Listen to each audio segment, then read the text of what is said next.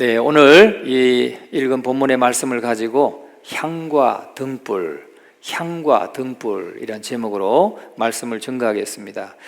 시내산에서 모세가 받은 것이 세 가지가 있습니다.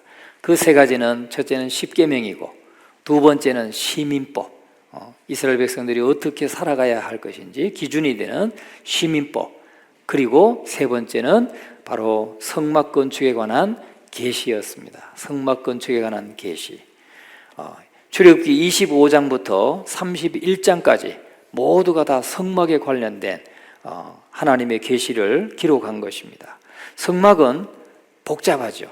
그래서 우리가 그러나 그 말씀을 한번 공부하고 배우고 나면 그런 깊은 뜻이 있는가, 참 은혜가 됩니다. 우리가 작년 고난주간에 성막에 대해서 우리가 세미나를 열어서 함께 말씀을 배웠는데, 오늘 또 다시 출애굽기를 통해서 성막을 또 말씀을 전하려고 보니까 굉장히 또 더 깊은 은혜가 됩니다. 여러분도 오늘 말씀을 들을 때 그런 깨닫는 은혜가 있고 또 마음에 깊은 감동이 있기를 주님의 이름으로 축원합니다. 성막은 구약시대 때 하나님이 타락한 인간을 용서해 주시고 하나님이 만나주시는 유일한 장소였습니다. 그러니까 우리를 만나주시고 우리의 모든 죄를 용서해 주시는 그런 곳이 바로 우리를 죄를 용서해 주기 위해서 하나님이 임재하시고 만나주시는 것, 그게 성막입니다. 그래서 우리는 지금은 성막이 필요 없죠. 지금은 구약시대 때 있었던 성막이 우리에게 없습니다. 왜냐하면 지금은 은혜 시대에 살고 있기 때문에 우리에게는 외형적인 성막은 더 이상 필요하지 않습니다. 하나님은 이제 성막에 거하지 아니하시고 어디에 거하십니까? 믿는 자의 마음속에, 저와 여러분의 마음속에, 우리의 몸 안에 하나님의 성령이 임재해 계시고 살고 계시는 거예요. 여러분, 고린도전서 3장 16절 말씀을 우리가 한번 읽어보겠습니다. 한번 띄워주세요.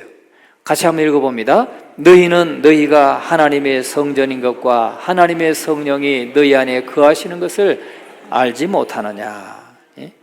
여러분, 너희가 누구예요? 우리 교회 하나님의 자녀들. 예? 너희가 하나님의 성전이다 그 말이에요. 너희가 하나님의 성막이다 그 말이에요. 그리고 하나님의 성령이 너희 안에 계시는 것을 알지 못하느냐. 여러분, 하나님의 성령이 우리 안에 계시는 것을 믿습니까? 아시죠? 예. 하나님의 성령은 우리 교회 안에 계시는 거예요. 교회 안에 계시고 저와 여러분 안에 계실 뿐만 아니라 우리 각자의 우리의 마음속에 계시고 우리 안에 계신다는 말씀이에요. 그래서 오늘의 성막은 성도들의 마음이라는 거죠. 오늘의 성막은 성도들의 마음이다.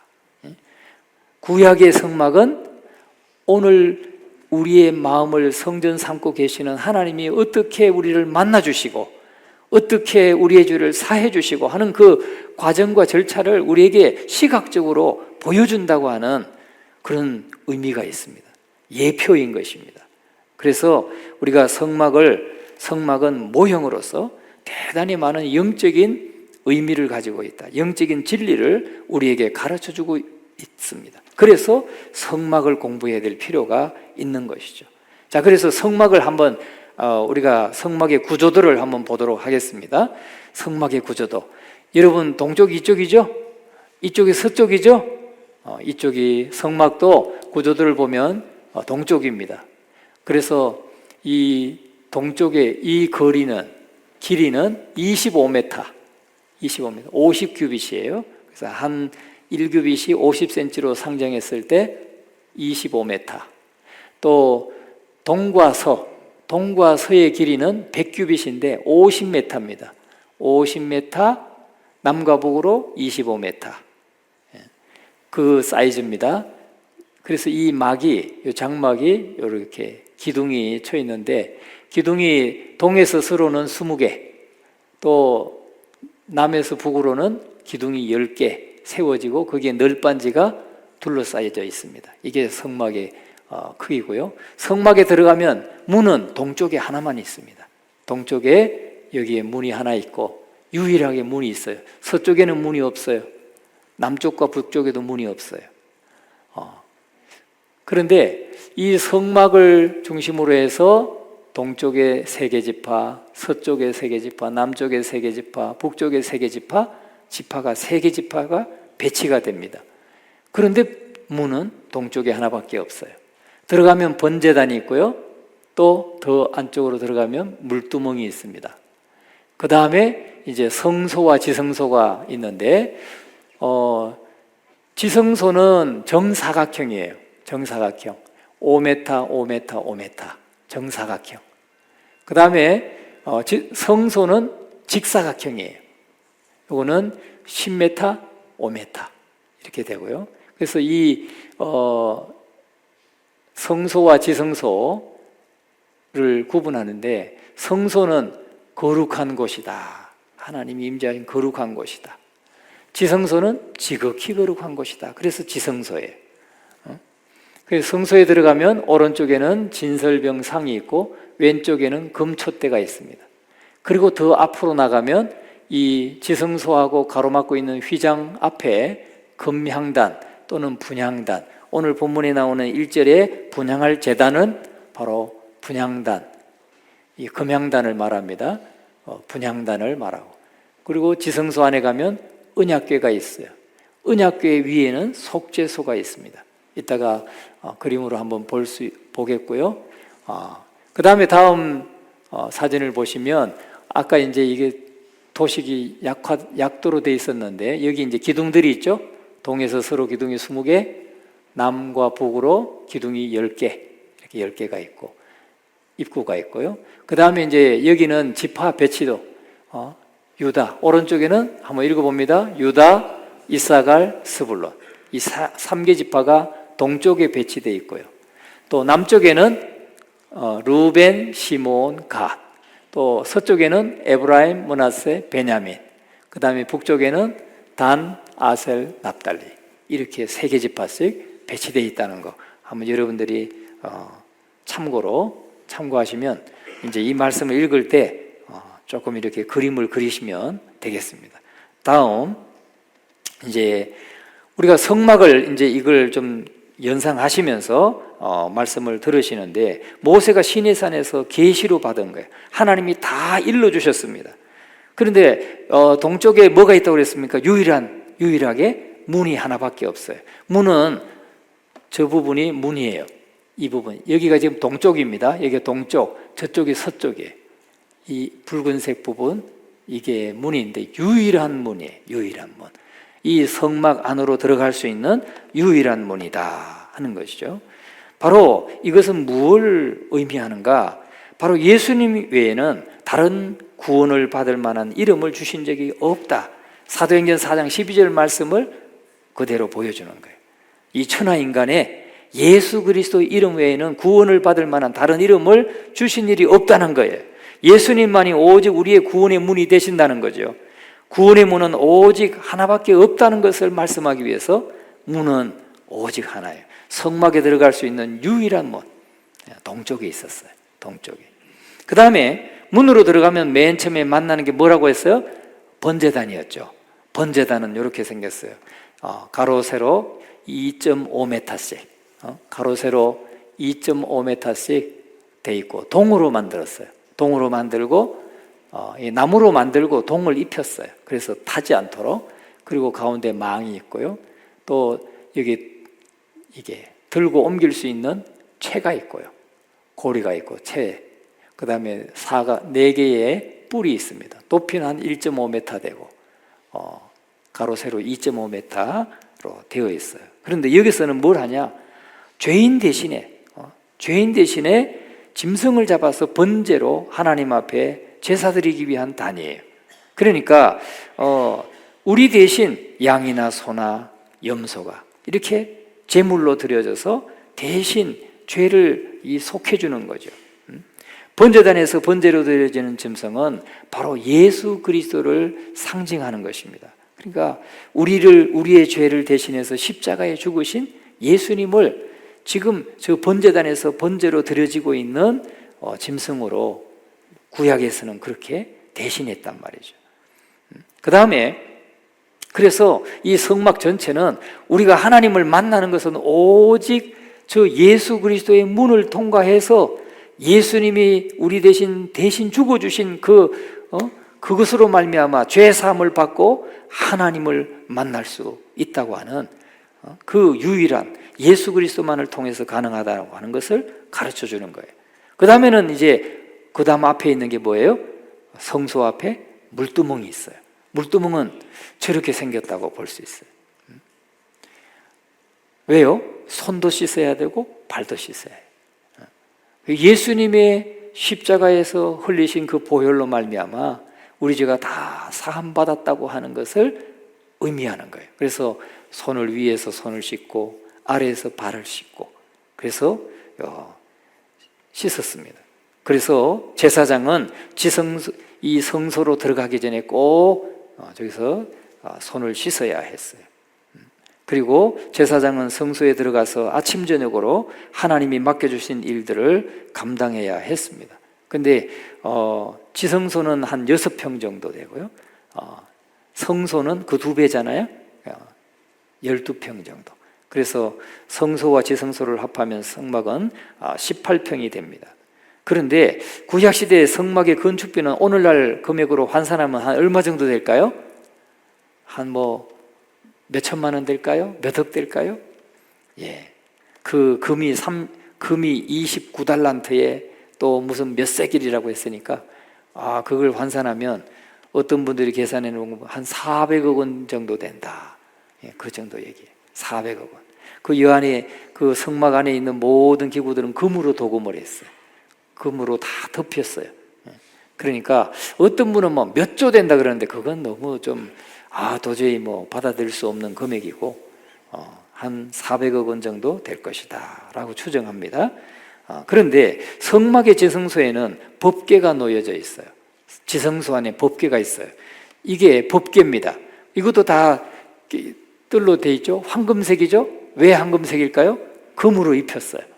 자, 그런데 요 아크 오브 더 카베넌트, 요게 언약궤예요. 여기 네모 정직사각형의 궤죠, 궤. 요게 언약궤고 이걸 이제 흔히 법궤라고 하기도 하고 언약궤라고도 하기도 하고 하는데, 요 위에 있는 것이 바로 천사가 날개를 펴서 서로 이렇게 마주보고 있죠. 이 덮개, 이 뚜껑, 덮개를 갖다가 속죄소라고 합니다. 속죄소.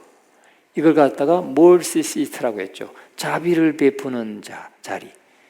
그래서 우리가 은혜의 보좌, 은혜의 보좌가 어디예요? 여기예요. 여기 은혜의 보좌, 지성소 안에 있는 은혜의 보좌. 하나님이 은혜를 베푸시는, 우리의 죄를 사해 주시는 그것이 저 은혜의 보좌다 하는 거죠.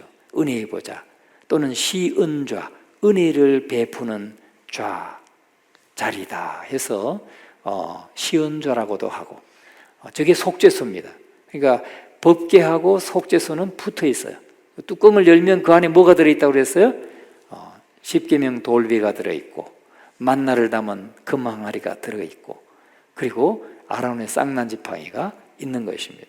자, 그래서 이렇게 이 지성소에는 제사장이 1년에 한 차례만 들어갔어요. 한 차례만. 7월 15일에 유대인의 원력으로 7월 15일에 한 차례 들어가고, 그래서 우리의 모든 죄를 대속하는, 속죄받는 것이 바로 지성소에 1년에 한 차례 들어갔다 하는 거고요. 또 성소에 들어가면 오른쪽에 뭐가 있냐면 떡상이 있어요. 떡상, 여러분 보신 적이 있나요? 예, 저걸 그대로 모형으로 성경의 내용을 그대로 만들어 놓은 거예요. 떡상에는 이렇게 떡이 12개가 올려져 있는데 6개, 12개가 올려져 있다. 그 떡은 12개는 뭘 상징할까요? 이스라엘 12지파를 상징하고 있고, 12개라고 하는 것은 12지파를 상징하고 있고, 떡은 바로 우리의 생명의 뜻 되시는 예수 그리스도를 의미하고, 또 우리의 영적인 양식이 되는 하나님의 말씀을 상징하고 있다. 그것이 성소 안에 항상 빛이 되어 있어요. 이거는 일주일에 한 번 안식일에 바꾸는 거예요. 떡은 매일매일 교체하지 않고 안식일 날 들어와서 제사장이 저 떡을 교체하는 겁니다. 새 떡으로. 그 다음에 왼편에는 뭐가 있냐면 금촛대가 있는데 이것은 금으로 만들었어요. 금으로. 금을 가지고 저거는 뭐 이렇게 조각조각 해서 이렇게 조립한 게 아닙니다. 전부 다 이런 한 덩어리 금덩을 가지고 때려 가지고 쳐서 저렇게 만든 거예요. 신기하지 않습니까? 대단하잖아요? 여러분은 아무도 신기한 분이 없는 것 같아요. 저거를 그냥 여는 덩어리 하나 두드려 가지고 쪼개고 해서 이렇게 살구꽃 받침, 그 다음에 살구꽃 모양 해서 7개의 촛대죠. 가운데 하나, 양쪽으로 3개, 7개의 촛대 만들었어요. 그런데 이 촛대, 금촛대라고도 하고 등대라고도 하고 등잔대라고도 해요. 성경에 보면 이 등촛대는 바로 감람류로 저거를 불을 키웠어요. 그래서 제사장은 촛대는 아침에는 꺼요. 밤에는 켜고 밤새 켜는 거예요. 밤새 켜서 어둠을 밝히는 거죠. 이제 밝았으니까 낮에는 끄고 그리고 기름을 갈아 넣는 일을 제사장이 날마다 하는 거예요. 그 다음에 뭐가 있냐면 성소와 지성소 사이에 휘장이 있어요. 그거는 자, 이 보면은 이 양쪽 옆으로 이렇게 금으로 색칠한 널빤지가 있죠. 널빤지 안쪽에 저 자색으로 돼 있는 거기가 휘장이에요. 그 뒷면이 바로 지성소인 거죠. 여긴 성소고 오른쪽에 떡상이 있고 왼쪽에 금촛대가 있죠. 그리고 가운데 천사 가운데 있는 천사 앞에 이렇게 서 있는 게 바로 분향할 제단이에요. 저게 분향할 제단. 이렇게 금으로 만들어졌는데 그러니까 나무로 조각목으로 만들고 금으로 입힌 거예요. 그래서 한 가로 세로가 50cm 정도 한 규빗씩 되고 높이는 한 2규빗 되는 저 정도. 그리고 가운데 향을 피우게 돼 있죠. 그 향재료는 하나님이 만들어 주신 재료로 써야 했어요. 아무거나 쓰면 안 돼. 불도 아무나 그냥 붙이면 되는 게 아니에요. 불도 하나님이 불을 붙였어요. 그래서 하늘로부터 불이 내려서 저 향이 살라진 거예요. 그럼 제사장은 뭐 하느냐? 아침 저녁으로 들어가서 저 불이 꺼지지 않도록 향재료를 거기에 넣는 거예요. 그게 제사장이 하는 일이었어요. 매일매일 해야 하는 일이었어요. 그런데 제사장은 1년에 한 차례 하는 것은 대속죄일, 속죄일 날 지성소에 들어가서 속죄하는 거, 제사하는 거, 그거 1년에 한 차례 하는 거고, 매주마다 하는 거는 일주일에 한 번씩 하는 거는 떡상의 떡을 교체하는 거, 그 다음에 매일 하는 것은 바로 아침 저녁으로 들어가서 분향단에 향을 피우는 거, 요거는 매일매일 해야 했어요. 그리고 분향단에 불이 꺼지지 않도록 향을 피워야 했던 것입니다. 그래서 오늘 본문의 말씀에도 보면 8절 말씀을 한번 읽어봅니다. 또 저녁 때 등불을 켤 때에 살을 찌니 이 향은 너희가 대대로 여호와 앞에 끊지 못할지며. 대대로 끊지 말아라. 끄지 말라는 거예요. 그리고 금촛대의 촛불은 저녁에는 켜고 아침에는 꺼야 했는데 이 향과 등불이 어떻게 밀접하게 연관을 갖고 있는가, 오늘 그것을 우리가 좀 함께 상고하려고 하는 것입니다. 향과 등불이 어떤 관계가 있고 어떻게 밀접하게 연결되어 있는가, 그걸 또 알고 보니까 너무 은혜가 돼요. 여러분도 은혜가 될 것 같죠? 될라고 말라고 될까 말까 그런 분 계십니까? 될 거예요. 들어보시면 오늘 확실하게 될 겁니다. 첫째는 예수님의 중보기도 사역과 성령님의 진리조명 사역은 연결되어 있다는 거예요. 저 향과 등불이 지금 향은 저 안쪽에 있고 등불은 왼쪽에 있잖아요. 근데 이 향과 등불은 제사장이 날마다 해야 되는데, 날마다 해야 되는 일이에요. 매일 2가지 일은 날마다 해야 되는 거예요. 저 앞에 향을 피우는 거, 또 불 피우는 거, 불을 끄지 않게 하는 거. 이것은 날마다 해야 되는 일인데 이게 어떤 관계가 있는가?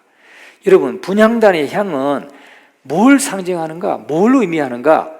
예수님이 저와 여러분을 위해서 하나님의 보호자 우편에서 날마다 하루 24시간 1년 365일 날마다 행하시는 것이라는 거예요. 저 향은 끄지 말라고 그랬죠. 끄지지 않게 하는 거예요.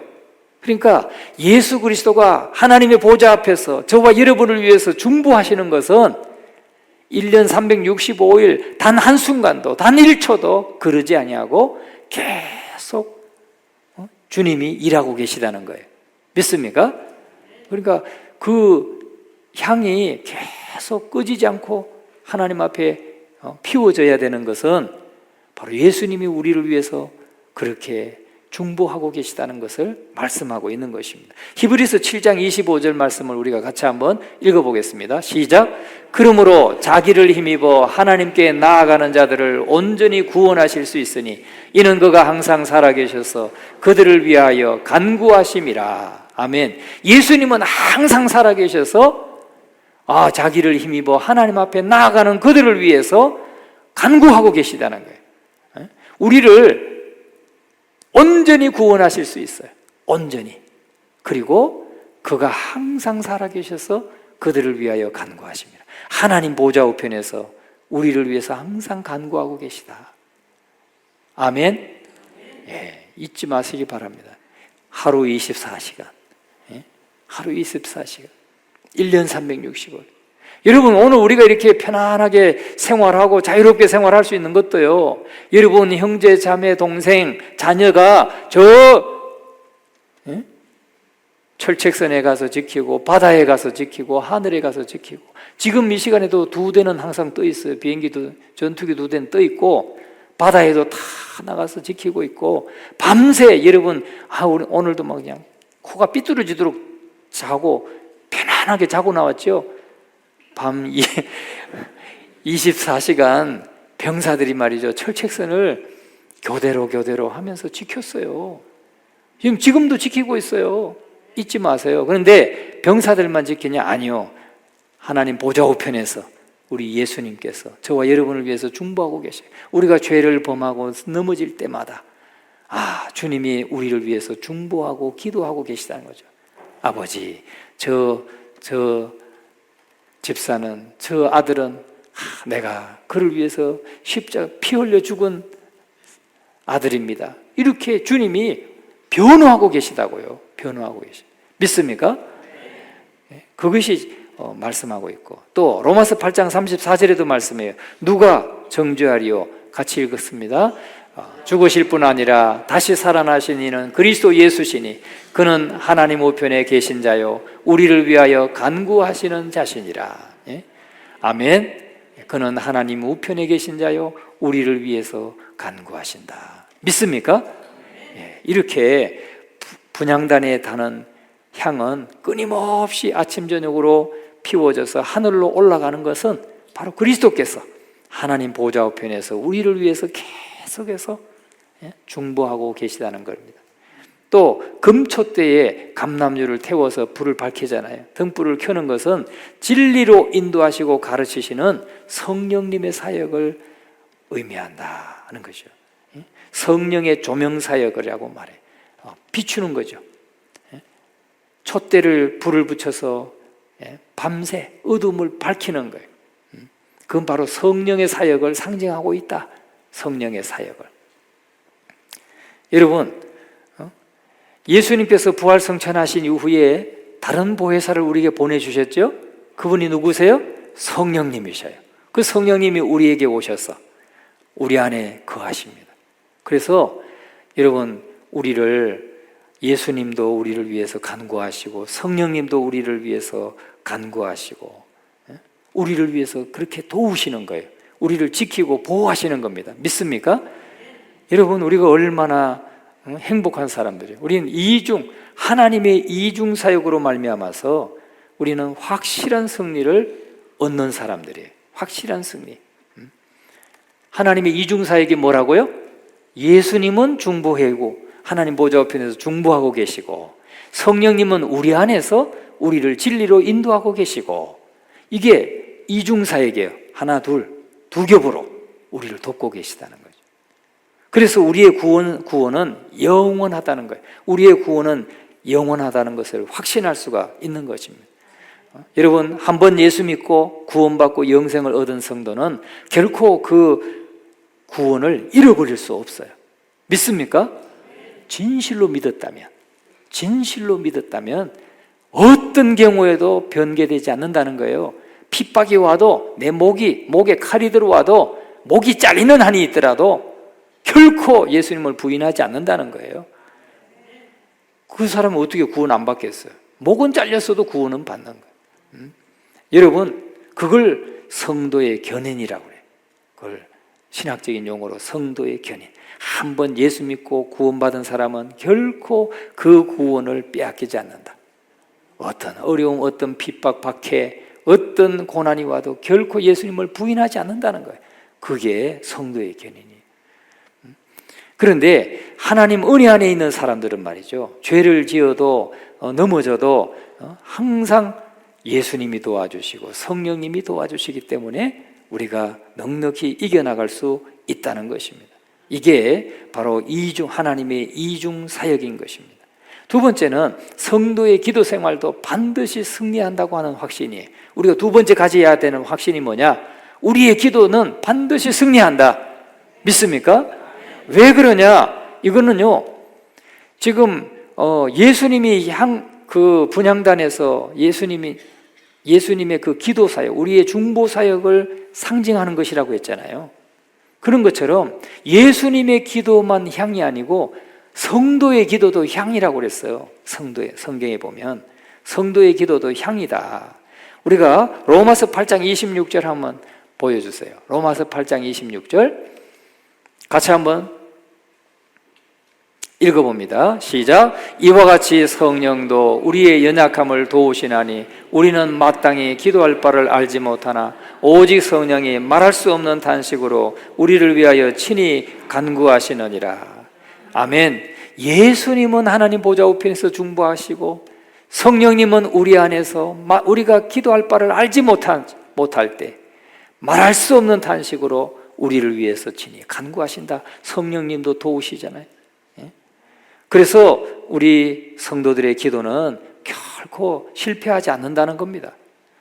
기도하는 성도는 실패하지 않아요. 기도하는 가정도 실패하지 않아요. 기도하는 교회도 실패하지 않아요. 기도하는 국가도 결코 망하지 않는 것입니다. 여러분, 최후의 웃는 자가 최후의 승리자죠. 그죠? 지난번에는 여러분, 우리가 운동 경기를 봐도 축구 경기 맨날 지다가 마지막에 이겼어. 그럼 누가 최후 승리자예요? 예전에 이겼던 거 별 소용없어.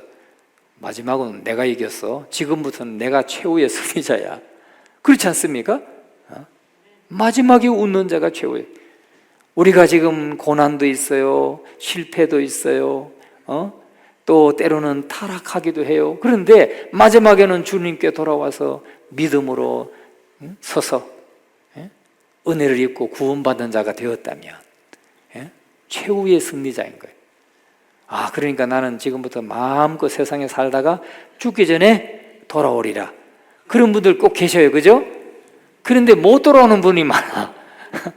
그렇게 했다가 못 돌아오는 분이 많아요. 그러니까 여러분들은 그런 유혹에 넘어가지 마시기 바랍니다. 오늘 내가 바로 서 있어야 주님 앞에 바로 설 수가 있어요. 내가 언제 죽을지 모르는데, 여러분 꼭 우리의 성도의 기도 생활은 반드시 승리한다는 거 믿으시기 바랍니다. 마지막에 반드시 응답된다. 믿으시기 바라고, 또 교회의 선교 사역도 반드시 승리할 것을 확신하시기 바랍니다. 교회는 선교에 힘써야 됩니다. 복음을 전할 때 음부의 권세가 이길 수 없다고 그랬어요. 복음을 가지고 나가면 마귀의 권세, 죄의 권세 결코 우리가 이길 수 있습니다. 복음을 마귀의 권세가 이길 수 없고 죄의 권세가 이길 수 없어요. 지금 보세요. 기독교가 전파되는데, 기독교 신앙이 전파되는데, 하나님이 복음이 전파되는데 얼마나 많은 박해가 있었고 얼마나 많은 사람들이 수천만이 죽었어요. 이 믿음을 지키기 위해서. 그래도 오늘 우리에게 복음이 들어왔고 우리가 예수 믿고 구원받잖아요. 앞으로도 마찬가지예요. 우리 선교사님 가 있는 것도 마찬가지예요. 그 나라도 뭐 개톨릭 국가고 무슬림 국가고 그렇지만은 나중에는 또 수많은 사람들이 돌아오게 될 줄을 믿습니다. 복음을 이길 수 있는 게 없어요. 마귀의 권세가 못 이겨요. 죄의 권세가 못 이겨요. 반드시 승리합니다. 할렐루야. 여러분 이것을 꼭 기억하시고, 자, 그런데 오늘 이 성도의 기도와 진리에 대한 지식은 서로 연결되어 있다는 거예요. 성도의 기도와 진리에 대한 지식이 연결되어 있어요. 향과 등불은 우리 성도들의 기도는 진리에 대한 지식과 연결되어 있다는 것을 우리에게 보여주는 거예요. 예수님의 중보 기도를 의미하기도 하고 우리 성도들의 기도를 의미하기도 한다 하는 거죠. 여러분 계시록 5장 8절을 같이 한번 읽어봅니다. 같이 시작. 그 두루마리를 취하심에 네 생물과 24장로들이 그 어린 양 앞에 엎드려 각 금은고와 향이 가득한 금대접을 가졌으니 이 향은 성도의 기도들이라. 아멘. 분향단에서 올라가는 것은 예수님의 중보기도 사역인데, 사역을 의미하는데 바로 그 향은 성도들의 또 기도라는 거예요. 우리의 기도도 향이라는 거예요. 향. 그래서 기도는 향을 올리는 것입니다. 아침 저녁으로 피워서 하나님 보좌에 올려 드리는 것입니다.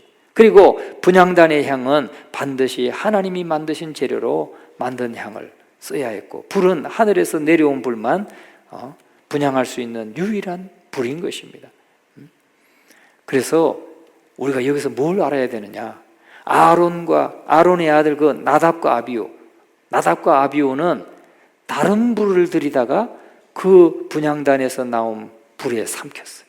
그래서 죽었어요. 성냥불 붙이면 안 되는 거예요. 라이터 불로 붙여도 안 되고, 여기는 어떤 불로만 붙여요? 하늘에서 내려온 불로 붙었다는 거예요. 여러분 안 믿어지세요? 믿어야 돼요.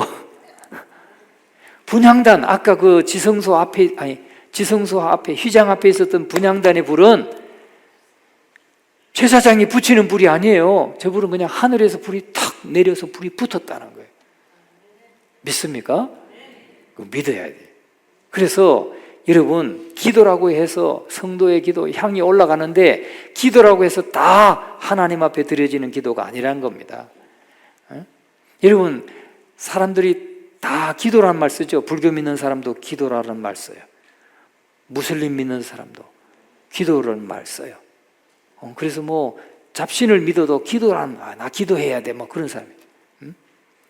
그런데 그 기도가 다 하나님 앞에 드려지나요? 아니에요.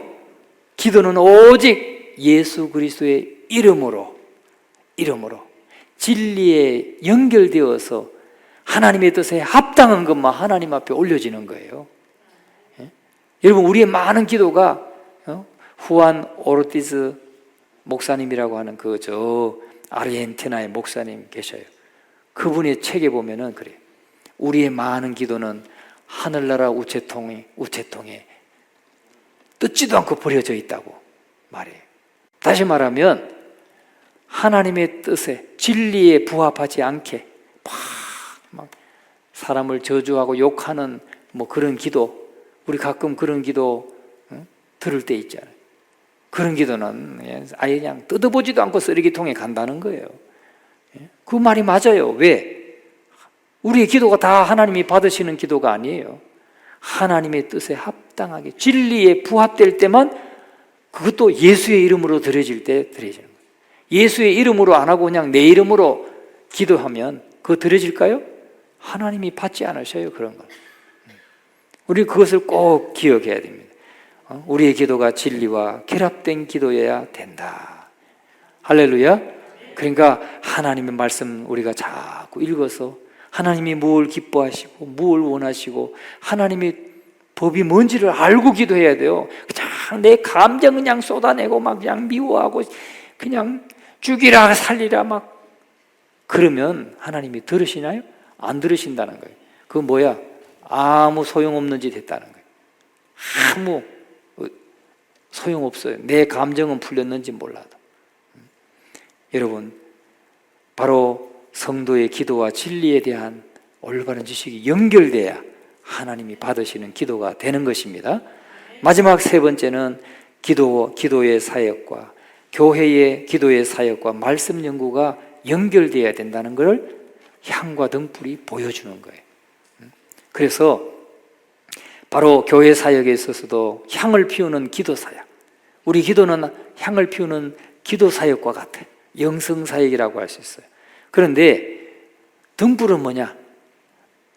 말씀의 사역이라고 해요. 진리를 밝히는 말씀의 사역.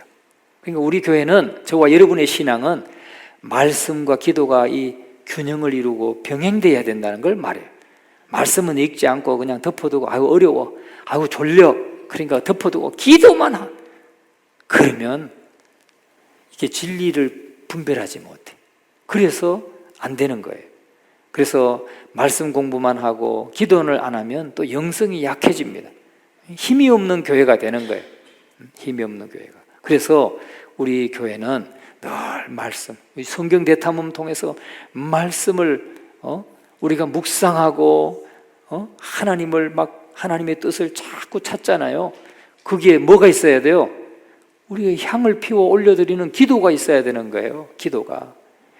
기도는 아침 저녁으로 기도가 있어야 돼. 그러니까 매일매일 기도가 있어야 된다는 거예요. 여러분 기도의 향을 지금 피우고 계십니까? 매일매일 기도의 향을 피우고 계세요? 그 기도의 향을 피워 올려드려야 되는 거예요. 그러니까 말씀을 우리가 성경 대탐험하면서 말씀을 묵상하는 것과 매일매일 그 말씀대로 또 살고자 애쓰는 기도의 사역이 병행돼야 된다. 이것을 잊지 마시기를 주의 이름으로 축원합니다. 그래서 오늘 우리는 예수님의 중보 사역과 성령님의 진리를 조명해주는 이 사역이 연결되어서 같이 있어야 되고, 또 성도의 기도와 진리와 연결돼야 되고, 또 우리 교회는 말씀 사역과 기도 사역이 연결돼야 된다. 그것이 정말 하나님을 기쁘시게 하는 건강한 교회다 하는 것을 말씀해주고 있는 것입니다. 오늘 이 말씀대로 우리 교회가 그렇게 견고하게 건강한 교회로 세워지고 또 주님의 복음의 사역을 잘 감당하는 그런 교회로 서가기를 주님의 이름으로 축원합니다.